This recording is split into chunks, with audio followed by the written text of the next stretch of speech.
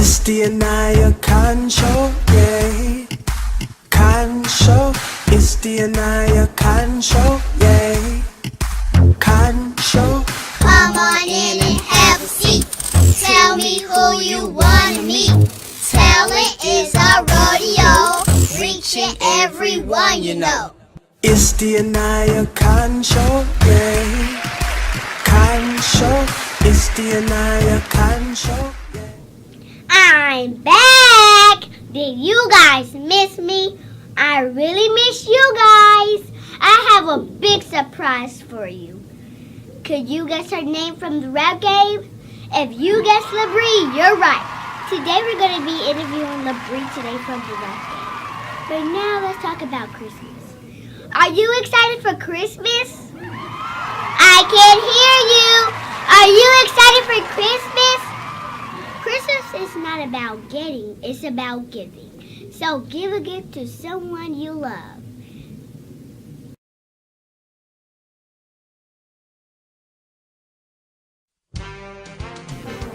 Everybody, let's get excited to welcome LaBrie to the Aniyah Khan Show. Hi, everybody.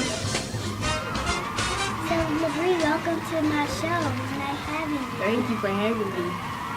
So tell us a little about yourself. So, my name is Brianna Burns. Rap name goes by Lil Bree. I'm from Houston, Texas. I'm 16 now. On the show, I was 15, but now I'm 16, and I've been rapping for about 5 or 6 years now, and just been pushing it. And I finally got the opportunity to be on the rap game with Jermaine Dupri, and now my career is just like taking off. LaBrie, how did you get onto the rap game? So one of the members of their team, the company called Intuitive, had emailed me and they asked me would I love to have the opportunity to be on the rap game and be able to have an interview to even be one of the cast members.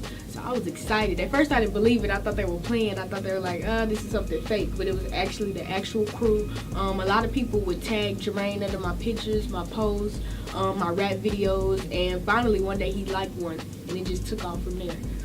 So LaBrie, what is your hardest competition? I would say my hardest competition, like, it was myself. Because I feel like when I started off in the beginning, I feel like I was the most seasoned in the house. I performed before, rapping in front of the crowd was nothing, remembering my lyrics. I was just catching on to everything so quick. The other kids in the house weren't as seasoned as I am. So I feel like it was me. And starting towards like the middle of the season and going on to the end, I would say it could have been Street, but he showed out more. Everybody started coming out, but in the beginning, I don't feel like it was anybody. Sometimes are you nervous with working with Zaytovian? Yeah, I was nervous working with him for a minute because he works with a lot of big artists like Gucci Mane, a lot of big artists in Atlanta based, mostly like trap music. So I didn't know if he would mix with my Houston style, but right when we got in there, like I just put that to the side. I wasn't as starstruck because I knew I had to focus on what I needed to do, and that was getting the beat done. When you are performing on stage, do you ever get stage fright? Yes, in the beginning of my career, right when I started rapping, I would always be nervous. Like, I always wore shades all the time. I did not want to look directly at the crowd because I didn't want to face them. But as I continued to grow and get better, I was like, oh, it's nothing. And I would look over them. So, I saw you crying on the rap game last night. Mm-hmm. Why were you crying? So, it's like a stressful process. A lot of stuff gets edited out that people don't see. And as y'all can see on the episode, my music got cut off completely while I was rapping. While I was rapping, they would turn it up, and I would be off beat, then they'll turn it back down. So it was like, it seemed like somebody was purposely trying to mess me up. So it's like, it makes me look bad on TV, and I didn't want to look bad. So it was just stressful. And then the next day, we had to remember lyrics and then perform it. So it was like all of that in my head, it just crashed. When you are performing, who would you want to work with while you're performing on stage? Like someone from Houston. I would love to. My dream person to perform with has to be Beyonce. One day, hope that'll happen. But right now, I would love to just get all the Houston rappers like Lil Kiki, Bun B, Slim Thug, and just bring back that old school Houston and show and like basically put Houston back on the map. Everybody say Houston flopped, and they say Atlanta's the new thing. So I'm like, I want to bring Houston back and show people we didn't leave. Are you ever gonna move from Houston?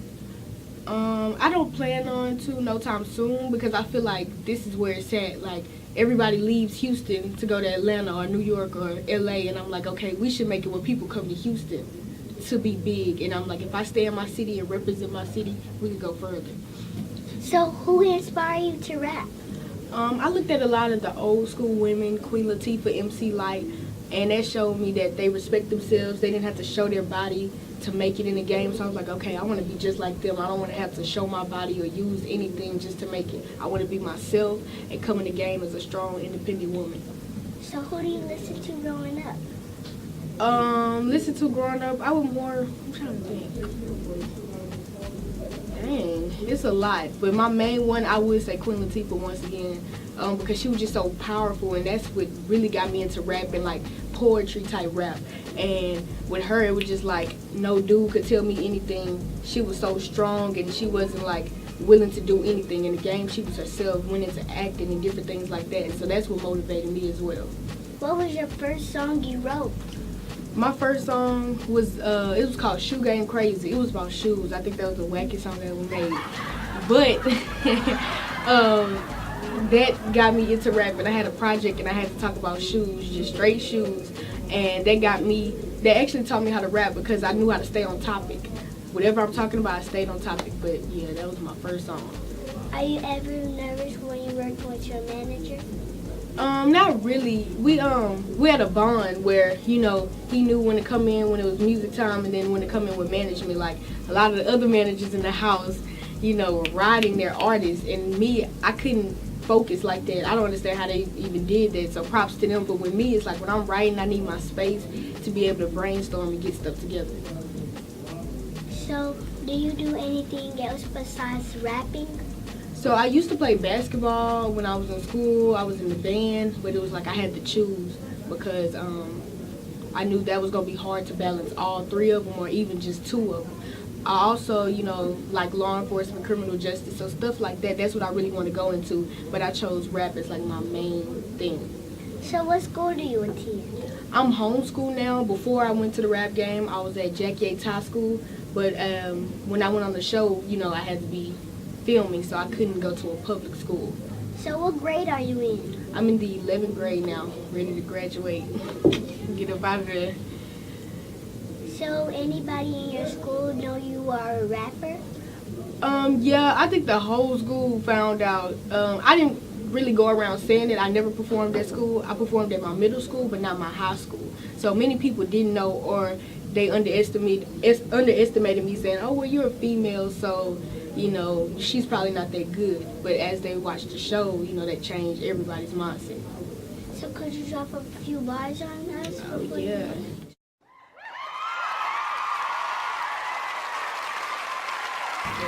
When I was young, I had the passion of rapping. I couldn't focus, distracted by what I wanted to learn the game. Writing in my pad instead of focusing in class. Only accepted perfection for myself. I'm out here feeling like an addict. Needed before I panic. No support, I wish I had it from my family when I told them I was rapping. They ain't never satisfied. But I apologize for being me and not what you want me to be. I'm tired of trying to please. Gotta live life for me. It's shorter than what you think. My family, they gotta eat. My people, they out here starving. Instead of giving back, we sit back and watch these dope fiends relapse. Well, LaBrie, that was good. Thank you. So what's next project are you working on? So right now I'm just constantly dropping singles. I haven't worked on like just a complete mixtape or anything yet, but that's coming soon. But right now I'm just dropping singles and trying to get music videos out there so people can see me more and just push Bree as far as I can. So LaBrie, are you performing today? Yes, I have a performance actually today, later on tonight around 7. It's a young lady's birthday party. She doesn't even know I'm coming. And her mom told me they had been living in a hotel for like 4 months because of the Hurricane Harvey situation. And I was like, I'll be honored to perform at her birthday party. So what new songs do you have coming out? So right now, I dropped one last night after the show. It's called Mozzie Afraid. I did a remix to a song. I dropped another song called Pressure. So all of those are on YouTube. And my latest one is called Boss Up. So all of those on YouTube. Everybody can go check them out on YouTube. They're on SoundCloud as well. Well, thank you for being on my show today. No, thank you. Thank everybody for having me. If anybody wants to follow you, what social media are you with? So everything, my Twitter, my Instagram, all of that is at The Real Lil Bree. On YouTube, it's Lil Bree. Once again, my Instagram is at The Real Lil Bree. My Twitter, at The Real Lil Bree. Remember, dream big. Nothing is impossible. It's the Aniyah Show.